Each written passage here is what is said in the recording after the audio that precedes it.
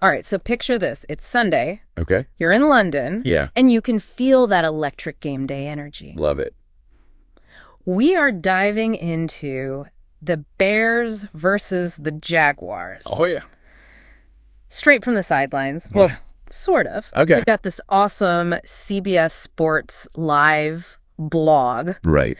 That's going to put us right there on that field at Tottenham Hotspur Stadium. Sounds good. Sounds good. So, and it's a great matchup to choose from. Oh, absolutely. Because you've got the Bears, they're looking for their third straight win here. Right. They're feeling it. You know, they got the momentum. Momentum's huge. And then on the other side, you got the Jaguars. Yeah. Desperately Just trying to turn it around. Yeah, they want to break that losing streak. Yeah, for sure. It's that clash of, you know, hope versus urgency that makes the NFL so captivating. Absolutely. So did either team come out swinging right out of the gate? What were we looking at early on? Well, the Jaguars actually, they got on the board first with a field goal. Oh. But Gabe Davis drops what looked like a sure touchdown. Oh, wow. It's been this thing with Jacksonville where they struggle when it matters most in the red zone. Yeah, those missed opportunities can really come back to bite you. Oh, yeah. Big time. Big time. It's like leaving the door wide open when you know there's a draft. Yeah, exactly. So did the Bears capitalize on that slip up at all? You know, they took a little time. Okay. But boy, did they ever find their rhythm. Right. Second quarter, it was the Caleb Williams show. Right. All right. I mean, this rookie quarterback. Really? Yeah. He starts connecting like he's been playing in the league for a decade. Wow. Throws 2 back-to-back touchdown passes to Cole Kmet. What? Which, by the way, yeah, that's his first multi-touchdown game of the season. Really? 2 touchdowns? For a tight end, you don't see that every day. Not every day, no. Especially in a game like this. All right, so that's got to do wonders for their confidence going into halftime. Speaking of which, what's the score at the half? So at the half, the Bears are leading 14-3. Okay. Now, 11 points, you might be thinking. Yeah. Not an insurmountable lead. Right, and this is the NFL we're talking about.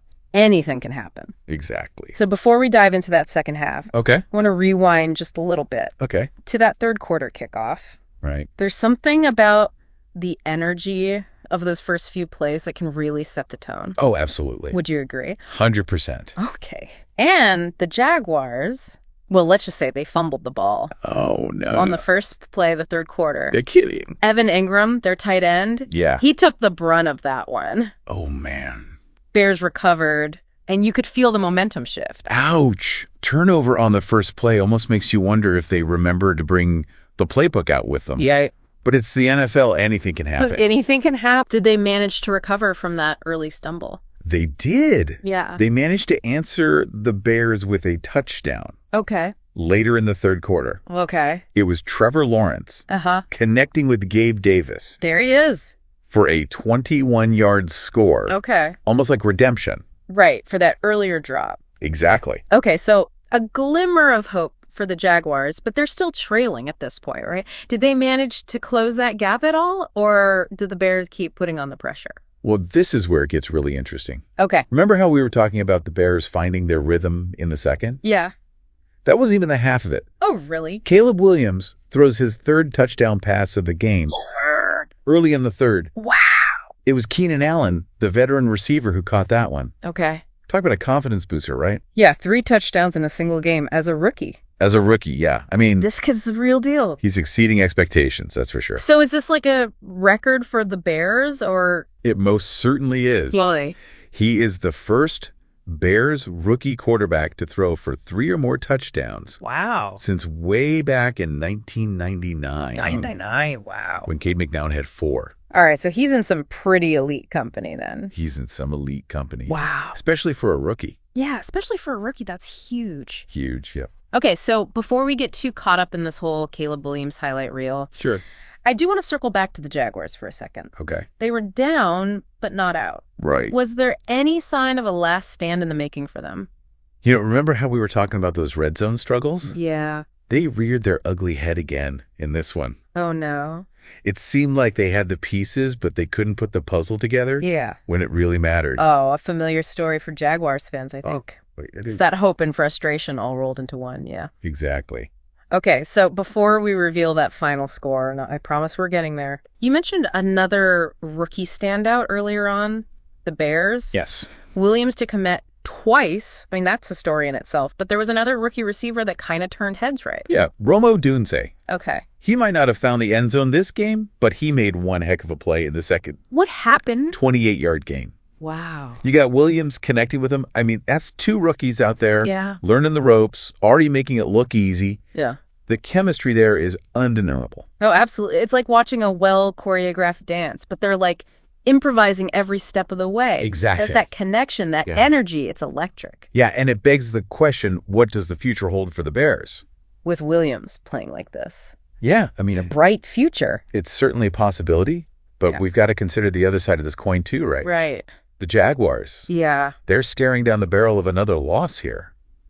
they are. And they've got some soul searching to do. Yeah, before we dive into that rabbit hole of introspection, let's give our listeners a little glimpse of what went down in the fourth. Go. Any last-minute heroics? Oh, yeah.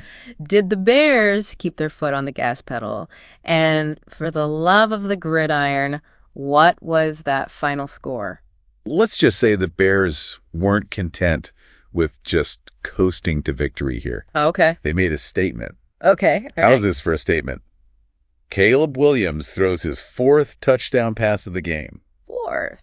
Yeah. Okay, you're messing with me. That's I'm serious. that's unheard of. That's incredible. Even for like seasoned quarterbacks, Yeah. let alone a rookie I know. who was on the receiving end of that one. He was Keenan Allen again, Oh, wow. snagging his 2nd touchdown of the Yeah, game. wow.